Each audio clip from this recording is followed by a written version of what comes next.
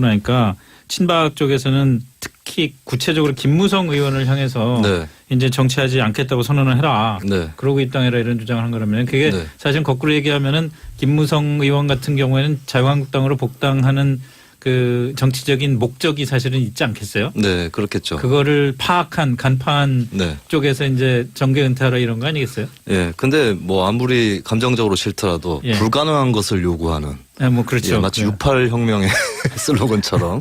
네, 그거 뭐 그만둘 리가 없을 테고요. 김무성 전 대표로서는. 우선 김무성 대표의 계산은 뭘까요? 자유한국당으로 돌아와서 그냥 네. 아유 그동안 잠깐 나갔다 왔어.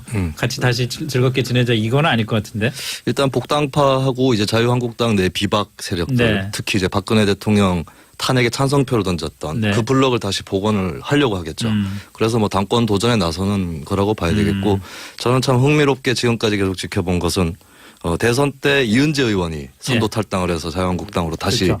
갔고, 그 다음에 12명 의원이 또 가려고 하다가 한 명 황영철 의원이 또 급하게 돌아왔어요. 바른정당으로. 예.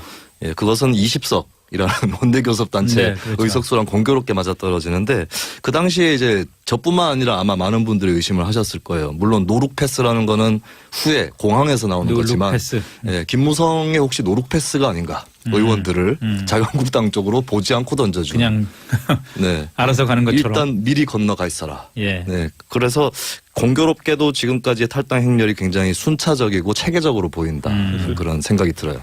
근데 이제 기본적으로 그 아까 말했던 그 2차 그 나간 조 이미 9명 그 팀 같은 경우에는 목표는 명확합니다. 이번에 이제 정우택 원내대표 임기가 끝나면 12월 달에 이제 자유한국당 원내대표 선거가 있을 그렇죠. 거거든요. 원내대표 선거에서 이기겠다는 겁니다. 그래서 지금 청취자 여러분들이 들으시면은 어떤 팀을 응원해야 될지 약간 고민하실 수도 있겠는데, 그 소위 말하는 비박 팀에서는 김성태 의원을 지금 이제 밀어서 원내대표 추대하자는 분위기가 있고요. 그리고 소위 말하는 구 친박 팀에서는 이제 홍문종 의원이 나와가지고 이제 원내대표 경쟁을 할 거라는 얘기가 많습니다. 그래서 아마 그 경쟁에서 이제 고양이 손이라도 하나 못해야 되는 겁니다. 의석수 하나라도. 그렇기 때문에 뭐 긁어서 이제 다 나가야 되는 상황이 왔기 때문에 명분과는 관계없이, 예, 왜냐면 뭐 날짜를 맞춰서 가야 될 거 아닙니까? 당장 선거가 뭐 다음 달, 다다음 달이 하더라도 지난번에 13명 탈당할 때도 드러났지만은 기본적으로 우선 가면 친박이 면박주기 하면서 뭐 윤리위 넣겠다 그러고 이렇게 하면서 입당 자체도 그렇게 쉽게 되는 건 아니거든요. 그렇죠. 예, 그렇기 때문에 그거 절차 다 감안해가지고 그럼 원내대표 뽑기 한 달 전에 무조건 이제 시동을 걸어놔야겠다 하기 때문에 이제 역산하다 보면은 11월 초에 이제 이런 탈당 러시가 일어난 거였죠. 그럼 이 양반들은 몸은 바른정당에 있으면서 내내 자유한국당 일만 고민하고 그랬던 거네. 저는 그래서 참 안타까웠던 게 뭐냐면 이제 그 탈당하신 분들의 변해 보면은 바른정당에서 우리가 하려 했던 시도들이 뭐 성공적이지 못해서 지지율이 오르지 않아서 우리가 떠난다 이런 취지인데, 아까 황 의원도 그러시더라고요, 인터뷰에서. 뭐 근데 그렇게 당내 행사에서 제가 얼굴을 뵌 분이 별로 없습니다. 그렇기 때문에 이게 그 노력이라는 취지는 제가 절대 공감을 못 하고요. 그러니까 애초에 오히려 솔직하게 표현하자면은 마음이 콩밭에 가 있었다. 그런데 저는 오히려 그분들한테 감사하고 싶은 부분은 뭐냐면은 그럼에도 불구하고 지금까지 교섭단체 숫자 채워주신 것에 오히려 고마워야죠. 그러니까 역으로. 예, 마음은 없었지만은. 그런데 그 11월 15일 이후에 탈당했으면 국고보조금은 좀 넉넉하게 들어온다 이런 얘기가 있던데 좀 원망스럽지 않으십니까? 다음 제가 한 가지 그냥 사례를 밝히자면 다음 주에 결혼하는 저희 홍보팀 관계자가 있습니다. 당직자가. 그런데 남의 결혼잔치에다가 완전 제밥 뿌려놨으니까 이제 그거는 앞으로 두고 이제 좀 안 좋은 모습일 겁니다. 그 뭐 비 오는 날 결혼하면 잘 산다 하고 비슷하게 생각하시고 액땜한 걸로 보면 어떨까 싶은데요. 그렇게 얘기를 하면 안 되죠. 남의 결혼식인데 사과하세요. 아니, 죄를 뿌린 거는 이준석 최고위원인 것 같은데. 저는 가서 축의금 내고 오겠습니다. 그럼 하여튼 뭐 그분 누군지 모르지만 하여튼 결혼은 축하드리고 그 뭐 정치적인 문제와 무관하게 뭐 잘 결혼하셔가지고 행복하게 사시길 바라고. 그래야죠. 예. 다만 그 이제 국민의당이란다. 저 바른정당은 이제 어떻게 해야 됩니까? 11명이서. 근데 이제 이게 한 2달 동안 속되만 을러대다가 이제 나간 거 아니겠습니까? 그러다 보니까 여러 가지 시나리오가 연구돼 있긴 한데 당장 이제 땅 두들겨 맞고 나니까 이제 사람 좀 당황하는 모양새 있긴 합니다. 그러니까 단계적으로 한번 얘기를 해보죠. 자, 전당대회 13일이죠? 오늘 이제 토론도 다 끝난 거잖아요? 그렇죠. 전당대회 13일은 문제 없이 치러집니까? 뭐 저희 모바일 투표 형태로 할 가능성이 높으니까 뭐 무리 없이 치러질 거라고 보이고요. 그러면 누가 당선이 됩니까? 제가 봤을 때 유승민 뭐 지금 출마자 수가 지금 이제 확 줄었죠. 확 줄었기 예. 때문에 뭐 전부 다 당선이고 대표는 유승민 네, 의원이겠죠. 대표 얘기죠. 예. 대표는 유승민 의원 된다. 예. 유승민 의원은 그런데 어떤 자강의 그 정신을 전혀 지금 바꿀 생각이 없는 거고. 뭐 자강을 하려고 했는데 자강을 11명으로 할 생각은 또 아니었기 때문에 네. 그게 또 목표 수정이 좀 있겠죠. 어느 정도는. 그러니까 거기부터 시작을 하죠. 그럼 뭘 해야 될까요? 뭘 하려고 할까요?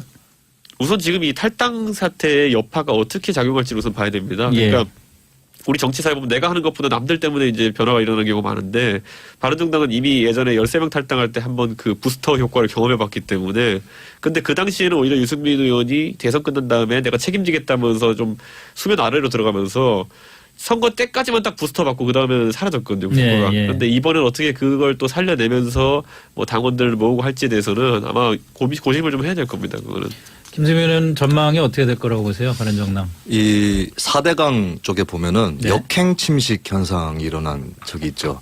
아, 그건 또 뭔가요? 그게 지방 하천에서 이제 강 본류로 이렇게 물이 합류되는 흘러들어오는데. 그 예. 시점인데 이제 거기서 본류에서 깎여나가는 하천이 깎여나가는 예, 현상들이 예. 벌어집니다. 이게 무슨 뜻이냐면 저는 이제 남아 계시는 11명 의원의 어떤 성분 분석을 해보는 예. 정치 화학보다는 정치 지질학적인 측면에서 접근을 하자면 계속 깎여서 나갈 확률이 높다. 11명조차도 추가 탈당.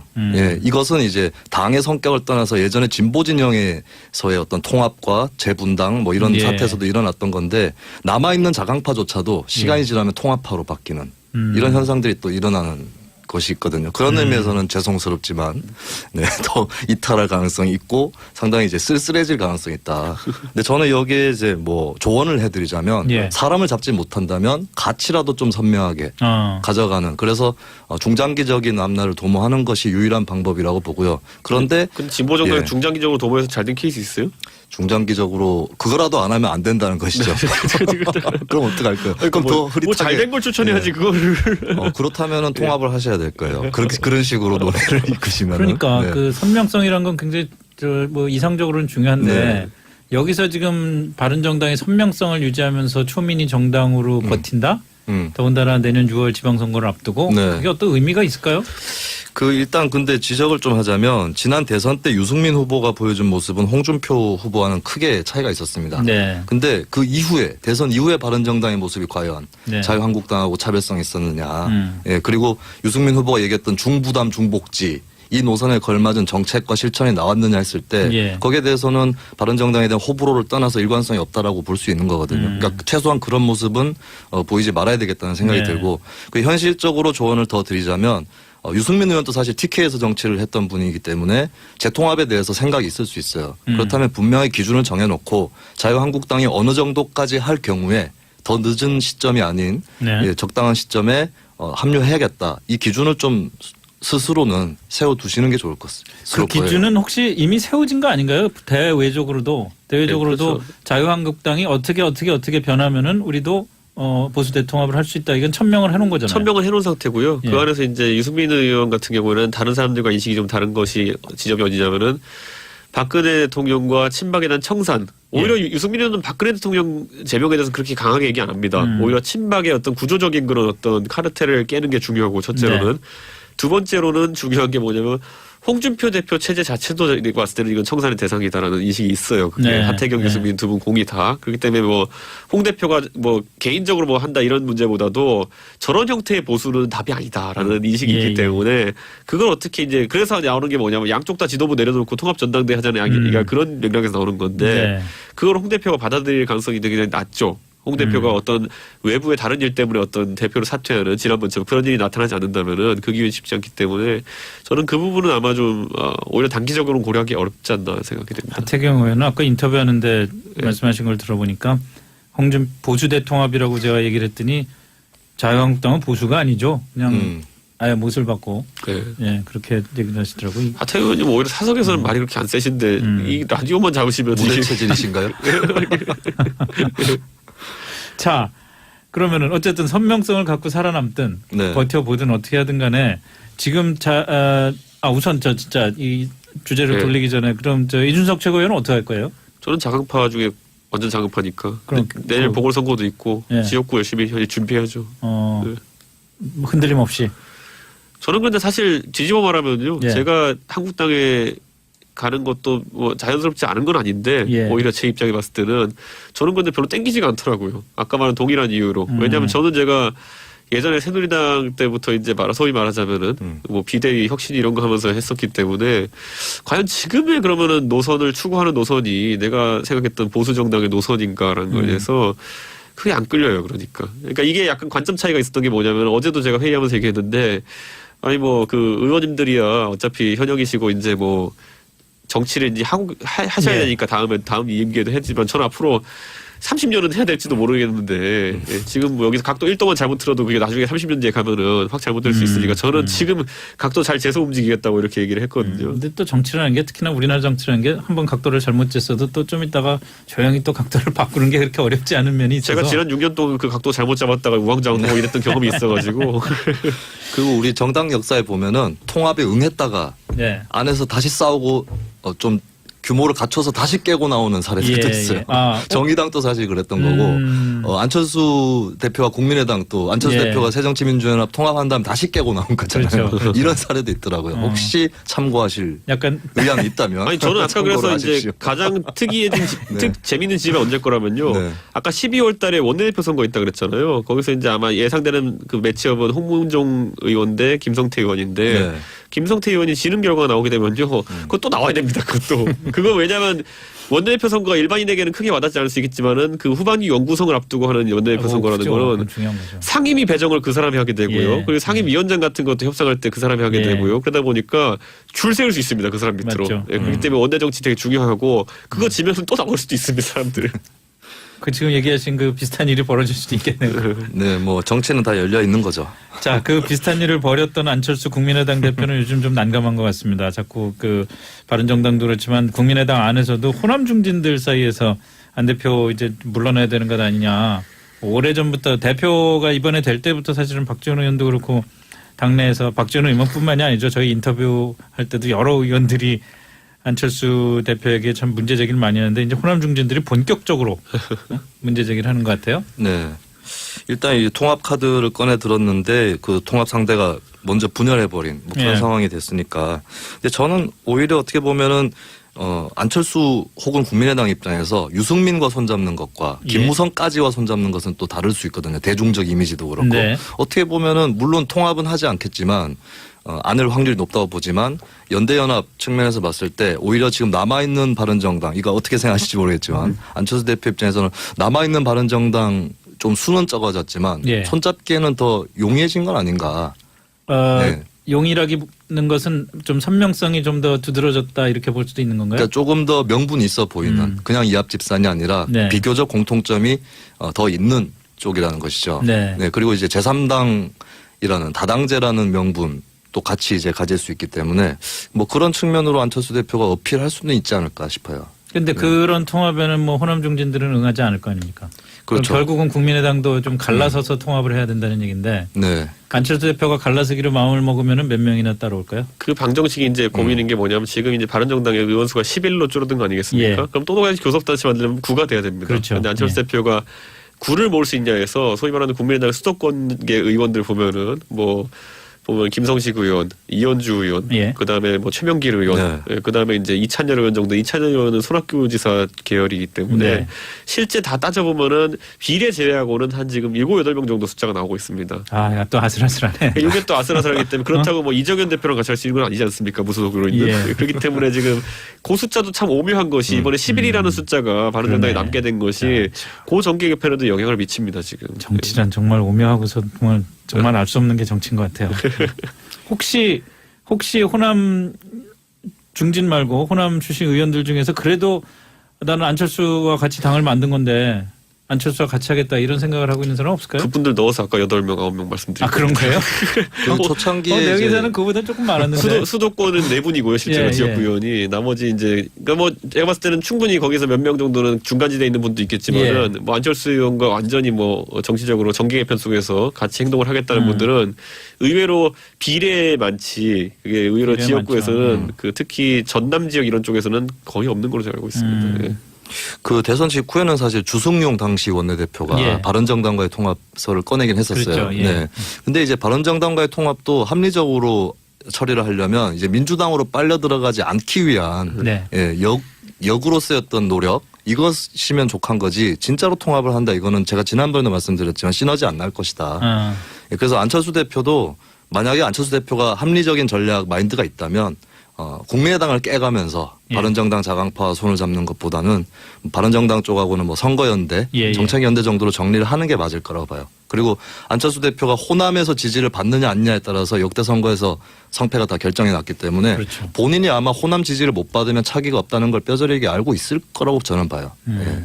그러면은 지금 호남 중진들이 저렇게 비판을 하고 나서는 거에 대해서 안철수 대표가 상당히 좀 전전긍긍하겠네요. 그리고 속으로는 다독여서 가야 될 텐데 그러니까. 어떻게 될지 모르겠네요. 속으로는 이걸 지금 겪으면서 또 한 가지 생각해 게 뭐냐면 내년에 무조건 보궐선거 나가가지고 또 원내 들어가겠구나라는 생각할 겁니다. 지금 보면은. 가야겠다는 생각을 한다고. 안철수 대표가 사실 측근들 얘기 들어보면은 예. 이제 원외 대표가 된 시점부터 솔직히 원내 돌아가는 사정에서 배제되고 있다는 얘기도 많이 들리거든요. 그런 지금. 면이 있겠죠. 예, 그러다 보니까 그러니까 사실 국회가 중요하죠. 그렇죠. 지금 그 두 분 다 지금 홍준표 대표도 그렇고 안철수 예. 대표도 그렇고 지금 원내에 진입해야 되는데 보궐에서 문제는 이게 이번에 보궐이 생각보다 많지가 않습니다. 그렇죠. 예, 한 4-5개 정도 이제 나올 걸로 이제 예상되고 있는데 안철수 대표는 본인이 사퇴한 지 없고 못 나가니까 노원 지우고 나면 이제 몇 개 선택지가 없거든요. 그런데 예를 들어 그 송파 이런 데 나간다 치면은 거기는 또 홍준표 대표가 나가고 싶어 할 수도 있습니다. 보면. 굉장히 조번하겠죠. 어쨌든 네. 경험이 있는 지역구니까. 거기 지금 살고 있고요. 예. 그러니까 그러다 보니까 지금 아마 내년 보궐선거도 굉장히 치열한 이제 승부가 벌어질 걸로 보입니다. 야, 정말 그 송파 그렇게 되면 정말 별들의 전쟁이 될 수가 있을 것 같아요. 네. 안희정 지사도 또 지금 송파 노리고 있다는 소식이 있는 거잖아요. 그래서 거기서 이제 어떤 분 이제 또 이제 제가 있는 노원으로 밀려올 수도 있다는 밀려올 얘기도 수도 있고, 있다는 얘기도 있고. 예, 세게 붙어야죠. 안철수 대표가 노원병으로 다시 출마할 가능성 없을까요? 그게 이제 맹영유법이라는 걸로 막혀가지고요. 과거에 그게 자기가 네. 유발한 그 선거에 못 나옵니다. 네, 그렇죠. 예. 자, 여기까지 하겠습니다. 오늘 네. 이슈 토크 이준석 바른정당 최고위원 김수민 시사평론가와 함께했습니다. 두 분 하니까 친박 쪽에서는 특히 구체적으로 김무성 의원을 향해서 네. 이제 정치하지 않겠다고 선언을 해라. 네. 그러고 입당해라 이런 주장을 한 거라면 그게 네. 사실 거꾸로 얘기하면은 김무성 의원 같은 경우에는 자유한국당으로 복당하는 그 정치적인 목적이 사실은 있지 않겠어요? 네, 그렇겠죠. 그거를 간파한 네. 쪽에서 이제 정계 은퇴하라 이런 거 아니겠어요? 예. 근데 뭐 아무리 감정적으로 싫더라도 예. 불가능한 것을 요구하는 네, 뭐 그렇죠. 예, 마치 68 혁명의 슬로건처럼 네, 그거 뭐 그만둘 리가 없을 테고요. 김무성 전 대표로서는 우선 김무성 대표의 계산은 뭘까요? 자유한국당으로 돌아와서 그냥 네. 아유 그동안 잠깐 나갔다 왔어. 같이 다시 즐겁게 지내자 이건 아닐 것 같은데. 일단 복당파하고 이제 자유한국당 내 비박 세력들 네. 특히 이제 박근혜 대통령 탄핵에 찬성표를 던졌던 네. 그 블록을 다시 복원을 하려고 하겠죠.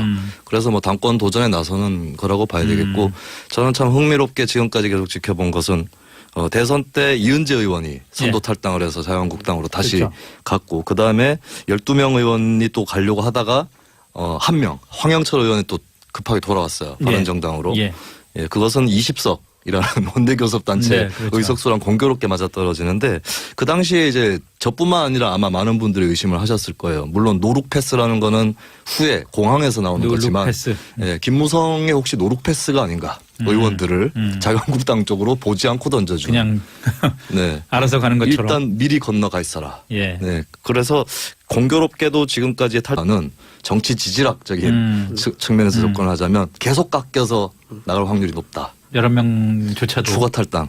예, 이것은 이제 당의 성격을 떠나서 예전에 진보 진영에서의 어떤 통합과 재분당 뭐 이런 예. 사태에서도 일어났던 건데 남아 있는 자강파조차도 시간이 지나면 통합파로 바뀌는 이런 현상들이 또 일어나는 것이 있거든요. 그런 의미에서는 죄송스럽지만 네, 더 이탈할 가능성이 있고 상당히 이제 쓸쓸해질 가능성이 있다. 근데 저는 여기에 이제 뭐 조언을 해드리자면 예. 사람을 잡지 못한다면 가치라도 좀 선명하게 가져가는 그래서 중장기적인 앞날을 도모하는 것이 유일한 방법이라고 보고요. 그런데 근데 진보 정당이 예. 중장기적으로 도모해서 잘 된 케이스 있어요? 중장기적으로 그거라도 안 하면 안 된다는 것이죠. 그럼 어떡할 거예요? 그럼 더 흐릿하게 뭐 잘 된 걸 추천해야지 예. 그거를. 그렇다면 통합을 하셔야 될 거예요. 그런 식으로 논의를 이끄시면 그러니까 그 선명성이란 건 굉장히 뭐 이상적으로는 중요한데 네. 여기서 지금 바른정당의 선명성을 유지하면서 초민이 정당으로 버틴다? 더군다나 내년 6월 지방선거를 앞두고 네. 그게 어떤 의미가 있을까요? 일단 근데 지적을 좀 하자면 지난 대선 때 유승민 후보가 보여준 모습은 홍준표 후보와는 크게 차이가 있었습니다. 네. 근데 그 이후에 대선 이후에 바른정당의 모습이 과연 네. 자유한국당하고 차별성이 있었느냐. 예, 그리고 유승민 후보가 얘기했던 중부담 중복지 이 노선에 걸맞은 정책과 실천이 나왔느냐 했을 때 예. 거기에 대해서는 바른정당에 대한 호불호를 떠나서 일관성이 없다라고 볼 수 있는 거거든요. 그러니까 최소한 그런 모습은 보이지 말아야 되겠다는. 근데 그렇게 당내 행사에서 제가 얼굴은 뵌 분이 별로 없습니다. 그렇기 때문에 이게 그 노력이라는 취지는 제가 절대 공감을 못 하고요. 그러니까 애초에 오히려 솔직하게 표현하자면은 마음이 콩밭에 가 있었다. 그런데 저는 오히려 그분들한테 감사하고 싶은 부분은 뭐냐면은 그럼에도 불구하고 지금까지 교섭단체 숫자 채워주신 것에 네. 오히려 고마워야죠. 그러니까 역으로. 예, 마음은 없었지만은. 그런데 그 11월 15일 이후에 탈당했으면 국고보조금은 좀 넉넉하게 들어온다 이런 얘기가 있던데 좀 근데 원망스럽지 않으십니까? 다음 제가 한 가지 네. 그냥 그거는- 사례를 밝히자면 다음 예. 주에 결혼하는 저희 홍보팀 네. 관계자가 있습니다. 예. 당직자가. 그런데 예. 남의 결혼잔치에다가 완전 제밥 뿌려놨으니까 이제 그거는 그러네. 앞으로 두고 네. 이제 좀 안 좋은 모습일 겁니다. 그 뭐 그거는- 비 오는 날 결혼하면 잘 산다 하고 네. 비슷하게 생각하시고 액땜한 걸로 보면 어떨까 싶은데요. 그렇게 얘기를 하면 안 되죠. 남의 결혼식인데 사과하세요. 아니 사과하시고 죄를 뿌린 거는 축의금이라도 보내세요. 이준석 최고위원인 것 같은데. 저는 가서 네. 축의금 내고 오겠습니다. 아니 그럼 하여튼 뭐 그분 누군지 모르지만 하여튼 결혼은 축하드리고 예. 그 뭐 정치적인 문제와 무관하게 뭐 잘 결혼하셔가지고 행복하게 사시길 바라고. 그래야죠. 예. 예. 다만 그 이제 국민의당이란다. 저 바른정당은 이제 어떻게 해야 됩니까?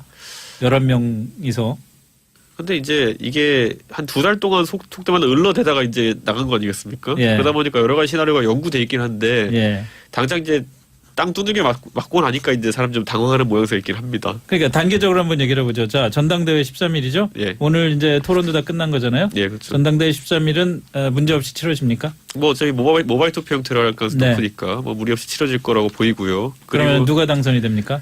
제가 봤을 때 유승민 뭐 지금 출마자 수가 지금 이제 확 줄었죠? 확 줄었기 예. 때문에 뭐 전부 다 당선이고 대표는 유승민 의원이 네, 되겠죠. 대표 얘기죠. 예. 대표는 유승민 의원 된다. 예. 유승민 의원은 그런데 어떤 자강의 그 정신을 전혀 지금 바꿀 생각이 없는 거고. 뭐 자강을 하려고 했는데 자강을 11명으로 할 생각은 또 아니었기 때문에 네. 그게 또 목표 수정이 좀 있겠죠 어느 정도는. 그러니까 그렇게. 거기부터 시작을 하죠. 그럼 뭘 해야 될까요? 뭘 하려고 할까요?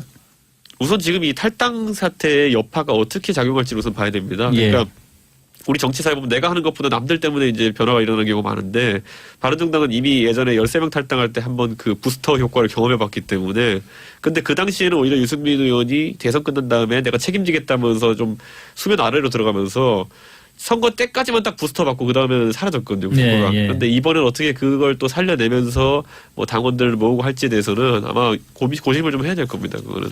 김세민 의원 전망이 어떻게 될 거라고 보세요? 바른정당. 이 4대강 쪽에 보면은 네. 역행 침식 현상이 일어난 적이 있죠. 아, 그건 또 뭔가요? 그 지방 하천에서 이제 강 본류로 예, 이렇게 물이 합류되는 흘러들어오는데. 그 아, 예. 시점인데 이제 거기서 본류에서 깎여나가는 아. 하천이 깎여나가는 예, 현상들이 예. 벌어집니다. 이게 무슨 뜻이냐면 전에 이제 남아 계시는 11명 의원의 어떤 성분 분석을 해보는 예. 정치 화학보다 땅 행렬이 굉장히 순차적이고 체계적으로 보인다. 그런 생각이 들어요. 근데 이제 기본적으로 그 아까 말했던 그 나간 조 이미 9명 그 팀 같은 경우에는 예.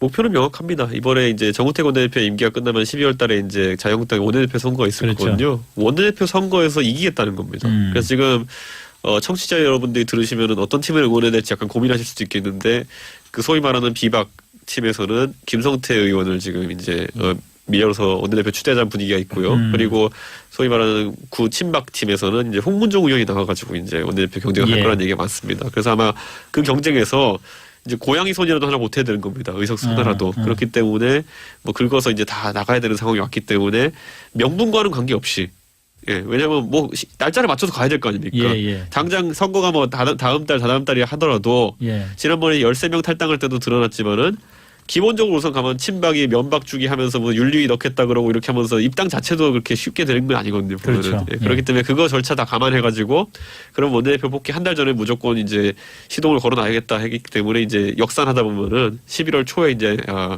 이런 탈당 러시가 일어난 거였죠. 그럼 이 양반들은 몸은 바른정당에 있으면서 내내 자유한국당 일만 고민하고 그랬던 거네. 저는 그래서 참 안타까웠던 게 뭐냐면 이제 그 탈당하신 분들의 변해 보면은 예. 바른정당에서 우리가 하려 했던 시도들이 뭐 성공적이지 못해서 지지율이 예, 예. 오르지 않아서 우리가 떠난다 이런 취지인데 아까 황 의원도 그러시더라고요 인터뷰에서.